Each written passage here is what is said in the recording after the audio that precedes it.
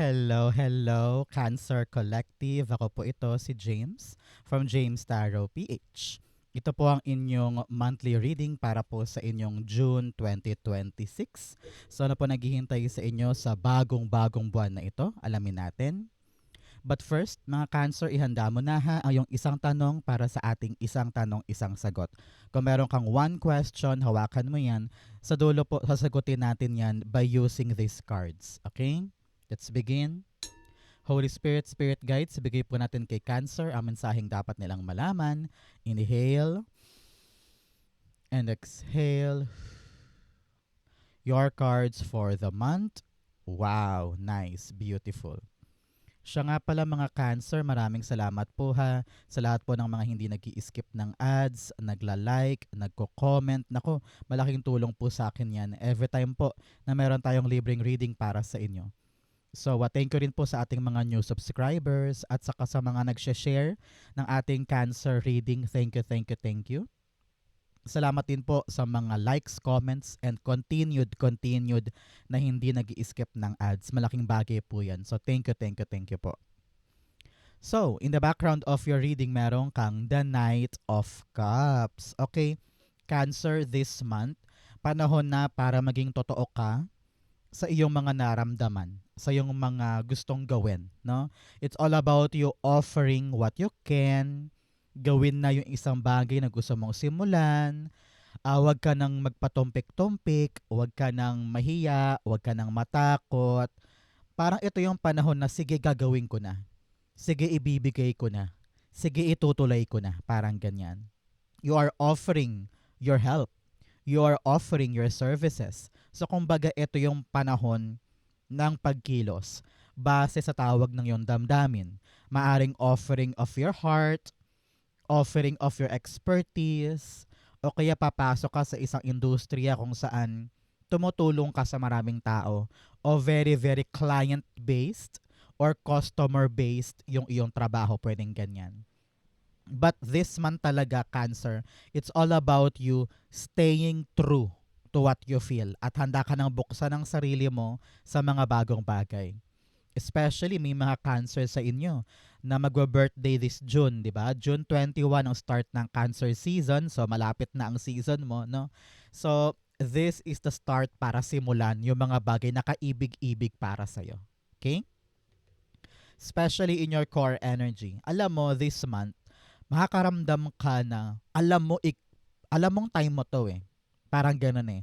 You will know that this is my time, this is my opportunity. Ramdam mo yan sa kaibuturan ng iyong puso na parang papabor sa akin lahat ng bagay. Basta maniwala lang ako, it will happen to me. Parang ganyan. Especially dahil papasok ka nga sa kalagitnaan ng June sa iyong season. Sa time mo, di ba? So panahon to for your Cancer to really believe in yourself. I don't know why parang sinasabihan ka na, sige mag-ayos ka, bumili ka ng damit, fashion sense, mga ganyan, magpaayos ka ng buhok. If you feel good, if you feel confident, kaya mong gawin yung mga balak mo this month. Just stay positive, huwag ka nang makinig pa sa dikta ng maraming tao, huwag ka nang matakot sa kanilang mga opinion. Pag gusto mo. Yun eh. Following your guts, following your heart, and following what makes you happy, dun ka pupunta this month. Okay? Queen of Wands, meron kang the Nine of Cups. Alam mo na, Cancer, kapag lumalabas si Nine of Cups, this is your time to make a wish. So ngayon, mag-wish ka na dyan. Ipikit mo na ang mata mo at talaga namang darating ito para sa'yo. Okay? So, kinlarify sa atin ni Nine of Cups si Queen of Wands. Sabi dito, magagawa mo na yung gusto mo ngayong buwan na to. Makapagpundar ng negosyo, makapag-apply abroad, or makapagsimula ng isang project. Yung dating kinakatakot mong gawin, sabi mo, ay pangarap ko yun pero nakakatakot. This month, you will have the confidence and tapang and fighting spirit para simulan itong bagay na ito. So congratulations. Abot kamay na. Ikaw na lang hinihintay ng grasya mo. Okay? Congrats po. So, mga Cancer, ano ba yung mga gusto mong mangyari para sa buhay mo this June? I-comment mo yan sa ating comment section, i-manifest natin, be specific. Naku, magaganap yan para sa'yo. Okay? In the area of what you need to focus on, meron po kayong the Three of Pentacles. Meron kang 3 here. Yan po yung angel number of spiritual protection. Meron daw po kayo na mayapang kamag-anak sa kabilang buhay na hanggang ngayon pinoprotectionan ka pa din. No, maaring lola, nanay, ganyan, or kapatid, no? So this loved one ay talagang ginagabayan ka every single day. So after watching this video, magtirik ka ng kandila ha, para magpasalamat. O kaya kahit simpleng dasal, after watching this video, pasalamatan mo yung ancestors mo sa kabilang buhay for giving their love, protection, at pananalig sa'yo. Okay? So, si Three of Pentacles here, sinasabi ng yung spirit guides, this time, mag-open up ka na sa mga taong ito. Maaaring co-worker mo to, kaibigan, family member. Kung balak mo talagang gawin yung isang bagay, time na talaga for you to open up. Open yourself to them. Suggestion, magsalita ka na, yung opinion, because these people will listen to you. Papakinggan ka nila, iintindihan nila kung anong gusto mong gawin, tapos tutulungan ka nila para matulay mo na at magawa mo na yung gusto mo. Nang walang takot, feeling ko talaga dito, you will find your people eh. You will find the right ears. You will find the right voices. Talaga namang naniniwala sila na kaya mo. No? So gather these people para lumakas ang loob mo para magawa nyo na ng sabay-sabay itong bagay na ito. Ang kailangan mo lang talaga, mag-open up ka sa kanila. I-open mo sa kanila tong idea, tong problem, tong issue na to, and makakaasa ka ng tulong mula sa karapat-dapat na tao. Okay? Three of Pentacles, the Three of Pentacles. 333 talaga to. Your ancestors are really working hard para sa'yo. No, congratulations. Sabi talaga dito, makipagtulungan, hindi pwedeng mataas ang pride, hindi pwedeng ikaw lagi ang tama, kailangan matuto ka ring makinig. And also, huwag ka nang mahiya. Yun ang narinig ko for you, Cancer eh. Huwag ka nang mahiya. Masyado mong pinoprotection na ng sarili mo. You don't want to tell other people. Well, nature mo naman yan, no? Kadalasan, ikaw ay sentimental, emotional, sabi nga nila. Pero usually, you protect your problems. You protect yourself, no? Minsan, ayaw mo pag-usapan yung issue. Pero sabi dito, para masolusyonan na yan, kailangan mo talagang makipag-usap na sa ibang tao. Yung alam mong taong makakatulong sa'yo, ha? Hindi porket ang problema mo ay tungkol sa bangko, ang kinausap mo ay yung nasa kapitbahay lang. Eh, wala naman siyang alam doon, di ba? So, kailangan yung alam mong makakatulong sa'yo ang kakausapin mo. Clarify pa natin, the Page of Pentacles. Pinapayuhan ka dito na aralin mo kung paano ka makikitungo sa mga taong ito. Kasi once talaga na jive na kayo, nako, ang laking tulong yan. Ang laking tulong ito sa ginhawa mo pagdating sa issue, sa problema, sa pera, sa bahay. No? So talk, makibagay ka, makisama ka, and i-prioritize mo yung tulungan na yan dahil yan yung biggest way para ma-achieve mo yung success na gusto mo. Okay? So, mga Cancer, ano ba yung lucky number mo? I-comment mo nga sa baba kung ano yung inaalagaan mo na number. Dahil pag nilagay mo yan, it will activate to you yung paggaan ng hinaharap mo ngayon. Okay? In the area of what you need, meron kang the Ace of Swords. Okay? Sabi dito, Cancer, ang kailangan mo communication. Makipag-usap. Yun ang kulang daw sa'yo. Yung lalapit ka, magtatanong ka, makikiusyoso ka, makikiusap ka, mga ganyan. So, kailangan dito, meron kang inisyatibo para lumapit, para mag-offer, para buksan ang sarili. Kasi, hindi mo daw dapat laging asahan na sila lalapit. Or, makikita nila kung ano yung problema mo, sila magkukusa. No, minsan hindi ganyan eh. Because other people, most of the time, respects you. Nirespeto ka nila. Kaya kung hindi ka lalapit, ayaw ka nilang pakialaman kasi nga ayaw nilang i-invade yung iyong privacy. Pero kailangan talaga makipag-usap ka na. Diretsahan mo na, no? Talagang lumapit ka para maliwanagan ka sa dapat mong gawin. It's all about clarity of the mind, para klaro yung plano, para klaro din yung aksyon. Kasi kung malabo sa'yo, ay huwag ka munang kumilos. Huwag ka munang mag-decide, di ba? Kaya kailangan kausapin yung dapat kausapin para alam mo yung pasikot-sikot, alam mo yung buong katotohanan sa isang bagay bago tayo magpaplano. Okay? Ace of Swords, the Queen of Pentacles. Kung ito man po ay usaping pera or usaping property or usapin sa trabaho or negosyo na involve ang iyong kapirahan at sweldo at kita, sabi ng yung spirit guides, kailangan malinaw sa'yo yung pasikot-sikot sa bagay na yan.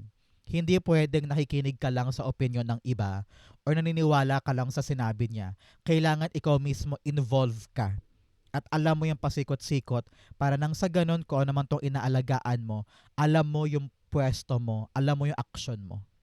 Hindi pwedeng iasa lang sa iba. Kailangan talaga huntahan kayo. Palitan kayo ng suhestyon, palitan kayo ng nalalaman para makita mo, matimbang mo kung tama kaya tong dapat kong gawin. Parang ganyan. Pinapayuhan ka dito, Cancer, kung meron kang balak gawin pagdating sa pera mo. Halimbawa, this June, balak mo magtayo ng negosyo, balak mong bumili ng gantong property, balak mong mag-invest sa gantong bagay or magpautang halimbawa. Kailangan klaro sa'yo muna lahat-lahat.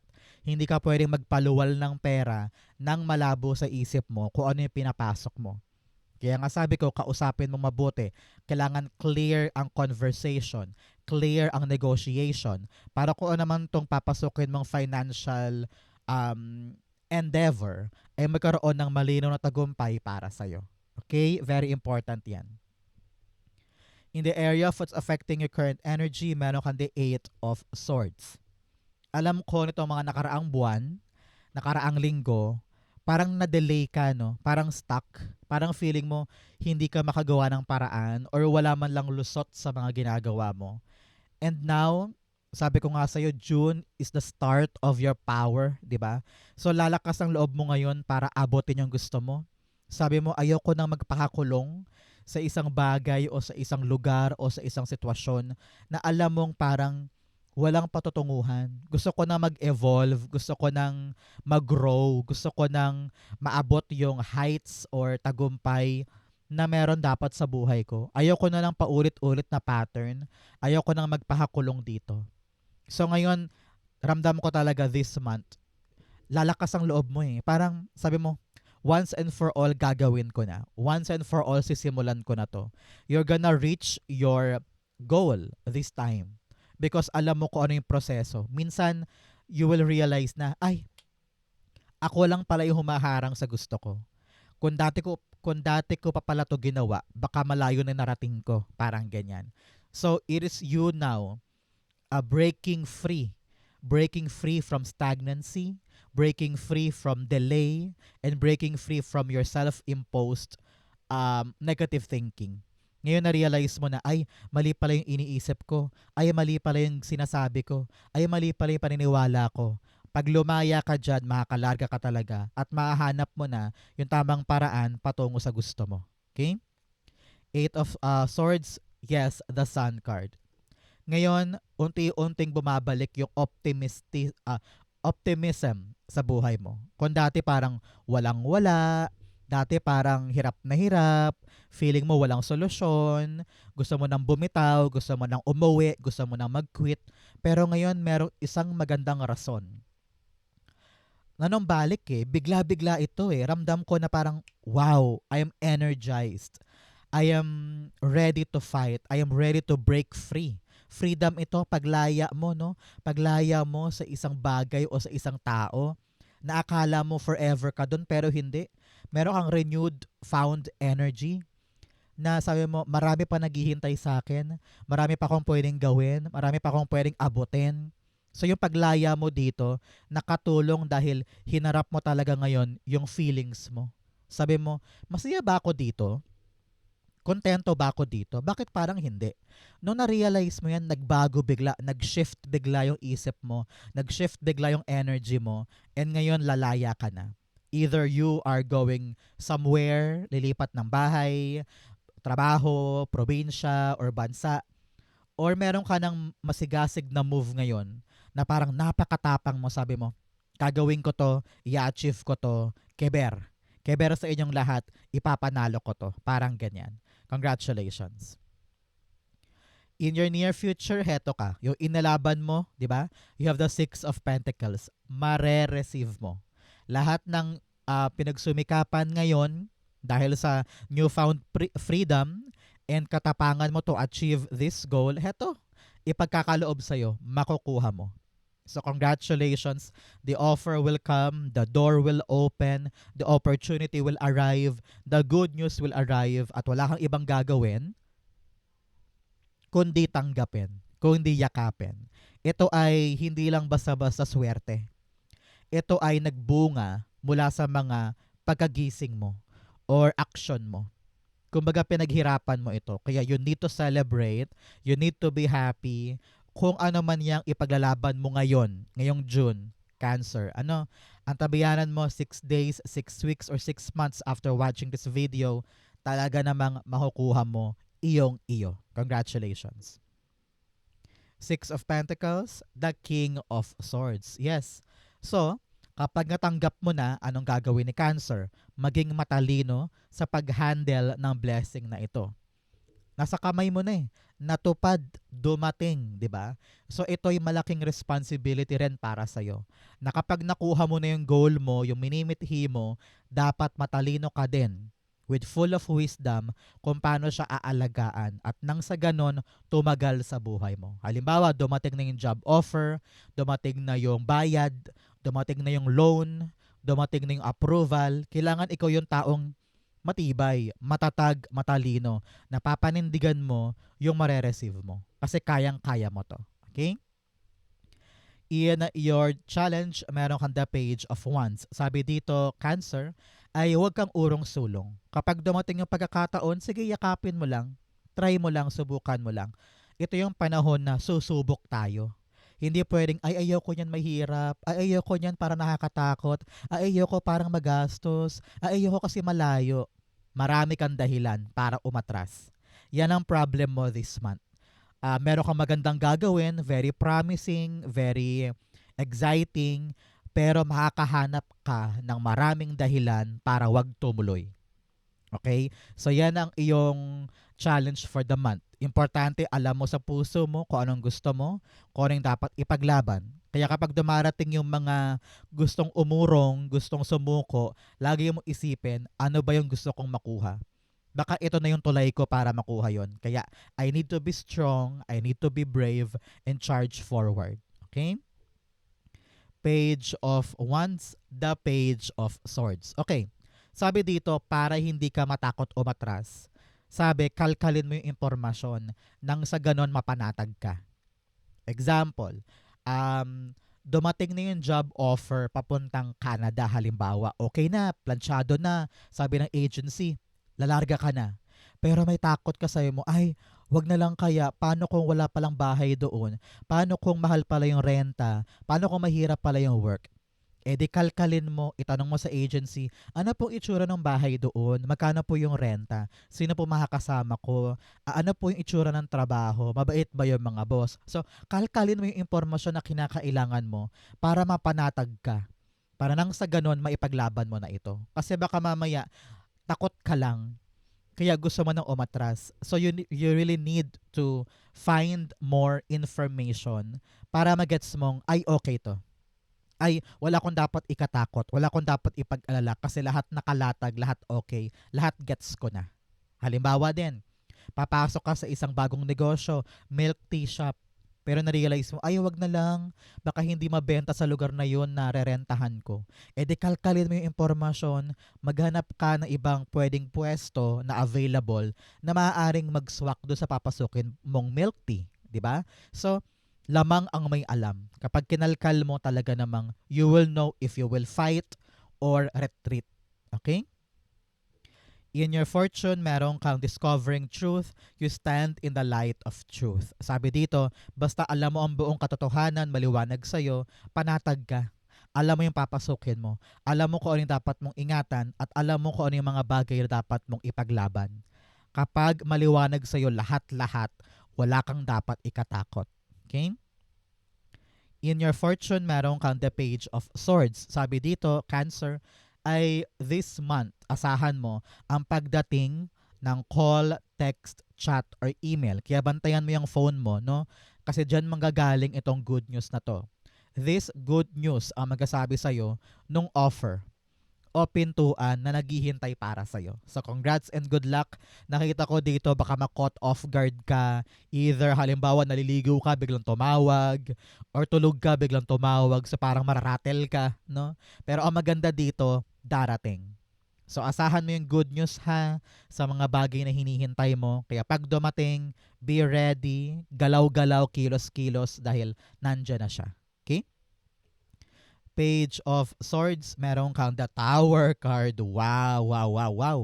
Things are changing for you. Napakalaking pagbabago ito. At napakaswerte, kaya tinatawag ka na maghanda, huwag takot, huwag umatras dahil magsisimula na yung pagbabago sa life mo sa pagpasok ng offer na ito. Okay? So, ito yung magandang pagbabago kaya huwag kang matakot. Ito na yung start talaga ng change of level. Bagong buhay, bagong chapter, bagong era. Kaya pag may dumating na biyaya, yan na yun. No? Yan na yung babago sa buhay mo this June. Okay? In your challenge, divine messages, meron kang the answers you need are coming. Lahat ng questions mo, lahat ng kalabuan, lilinaw. Dahil darating po yung sagot sa mga tanong mo pagdating sa iyong kaperahan, negosyo, trabaho, or love life. Okay? In your divine messages, meron kang the Three of Wands. Sabi dito, patuloy kang mag-abang dyan sa bagay na darating para sa'yo. Stand up and always make a choice. Kapag dumating yung tawag, kapag dumating yung impormasyon, always tell yourself, I need to decide, should I embrace this or aatras ako? Pero sabi dito, wala nang lingunan, Cancer. Wala nang lingunan. Kapag dumating yung barko, kapag dumating yung balita, hahakbang ka pa abante. And from now on, things will change for you. Three of Wands, the Four of Wands. Wow. Talaga mag-celebrate ka sa pagdating nito. No? So be responsible, manindigan, at talagang yakapin mo to. Once in a lifetime ito. Darating siya. And hindi lang ikaw mag-celebrate ha, parang pamilya mo din. Nakita ko dito, tanggap sa work, aprobado sa visa, nakuha na yung dokumento, nakita ko rin graduation para merong gagraduate or merong ikakasal, parang ganyan. So very, very happy news para sa pamilya this June. Congratulations. Outcome mo yan, bigyan mo na kita ng fortune cards. You have Turkey, someone is behaving stupidly. Meron ka daw kamag-anak or partner mo to o tao sa paligid mo na medyo ay engot-engot. Either kotongan mo siya or pabayaan mo. Hayaan mo siyang matuto sa kanyang mga pagkakamali. You also have March. Oh, mga Cancer, meron ba kayong special occasion pag March? Halimbawa, birthday ng kapatid, ng magulang, ng pamangkin, or anniversary. Kung meron pong special sa inyo sa March, ibig sabihin, this reading is for you. Pero kung wala naman, abangan nyo po ang milestone sa'yo pagdating ng Marso. Okay? Another message, you have December. O March and December, special po ba para sa inyo? Kung yes, this reading also is for you. Pero kung wala naman, abangan mo sa Pasko at saka sa Marso yung mga magagandang milestone para sa'yo. You also have marriage. Sabi ko nga kanina parang merong ikakasal, may renewal of vows, merong happy family news tungkol sa marriage ng kapamilya, ganyan. So congratulations, a happy celebration is coming to you and your family. Ang outcome ni Cancer for June 2026, patulay ng July, you have the Devil card. Okay? Lalaya ka na mula sa mga maling akala, maling paniniwala, or maling mindset. You are now starting to believe in yourself with the Queen of Wands here. Sabi mo, meron na ako nagagawa. Nakikita ko na. Meron akong katibayan. Meron akong mapanghahawakan na kaya ko palang gawin. Kung papatali ako sa toxicity ng mga taong ito, ng mga maling people sa life ko or maling lugar, talagang mahihirapan ako makaabante. Pero ngayon, sa paglaya mo, talagang you are now empowered, dignified, very powerful, at talagang independent. Ayaw mo ng pakadena. Hahanapin mo talaga yung tunay na magpapaligaya sa'yo at wala nang makakapigil kay Cancer para kunin yan. The Devil card, you have the Wheel of Fortune. Wow, wow, wow. Oh, napakalino nito, Cancer. Para umikot sa iyo yung tadhana at talagang swertihin ka na ngayon, talikdan mo na yung mga maling bagay sa buhay mo. Halimbawa, bisyo, inom, alak, pagsugal, o kaya excessive na pagbili, no? Yung mga kinakaadikan mo na mali, nako, tanggalin mo yan sa'yo. Nang sa ganon, swertihin ka na ngayon. Okay? Kung ano man yung alam mo to, alam mo to, alam mo to. Kung ano yung pangit na ginagawa mo na dapat mo nang tigilan, tigilan mo yan. Para nang sa ganon, yung swerte mo talagang makapalibot na sa'yo. Pinapayuhan ka rin na umalis ka na sa isang toxic na lugar na alam mong pumipigil sa'yo para maging successful. Okay? So Cancer, dumako na tayo sa yung isang tanong, isang sagot. Close your eyes and think of your one question. Inhale and exhale the answer to your question. The Page of Cups, the Nine of Swords, and the Eight of Pentacles. At the bottom, meron po kayong the King of Cups. Okay? Cancer, sabi dito ng yung spirit cards, when it comes to your question, kailangan mong ihiwalay ang iyong emosyon. Kaya ka daw nahihirapan sa question mo, it's because masyado kang emotional. Masyadong naka-attach sa problema mo, yung emosyon mo, kaya hindi ka makahanap ng pinakamagandang solusyon sa kanya. Sabi dito, utak ang pairalin. Be logical, be mindful, be cerebral. Kasi kung puro damdamin, lalo kang mahihirapan. Sabi dito, kailangan mo munang i-eliminate yung iniisip mong mga problema. Sabi, ino-overthink mo yung sitwasyon. Kahit simple lang naman. Kayang-kaya mo daw siyang trabahuhin. Kayang-kaya mo daw siyang gawa ng paraan eh. At talagang ma-manage. You have what it takes. You have the ability, you have the power, and you have the skills para solusyonan yung problema mo. Magagawan mo siya ng paraan. Pero masyado kang lunod ngayon sa mga overthinking, sa stress, sa worry na parang hala mangyayari kaya, hala baka matalo, hala baka hindi magandang outcome. Masyado mong kinukulong ang iyong sarili sa sobrang negative thinking. Magagawa mo. At baka magulat ka na lang na parang wow, gumana. Wow, maganda ang outcome. Pinapayuhan ka ngayon na think outside of your box. Marami ka pang pwedeng gawin na malayong malayo sa ginagawa mo ngayon bilang solusyon. No? So, lumabas ka sa hawla mo, mag-isip ka ng makabagong paraan, makabagong diskarte, makabagong pagharap sa kanya sa bagay na yan at mahahanap mo yung tamang solusyon na lulusaw sa mga iniisip mo na ito. Magagawan mo ng paraan, kakayanin mo to. You can work on this, okay? So wag mo na magpaapekto sa emosyon, isip muna tayo, no? And you can actually get this. Kayang-kaya mo tong makuha. Huwag ka na masyadong nega. Okay? Kung ang question mo yes or no, the answer is yes. May paraan, makukuha mo siya. Meron ka lang mga bagay na kailangang ayusin sa'yo. Okay? So Cancer, ito po ang inyong isang tanong, isang sagot. Ganon din po ang inyong June 2026 reading. Sa po kayo nakaresonate, comment below. Babasahin ko po yan. Thank you Holy Spirit, Spirit Guides for the clarity and messages na dapat malaman ng mga Cancer this month. Thank you po for watching hanggang dulo. I love you. This has been James for James Tarot PH. God bless everybody.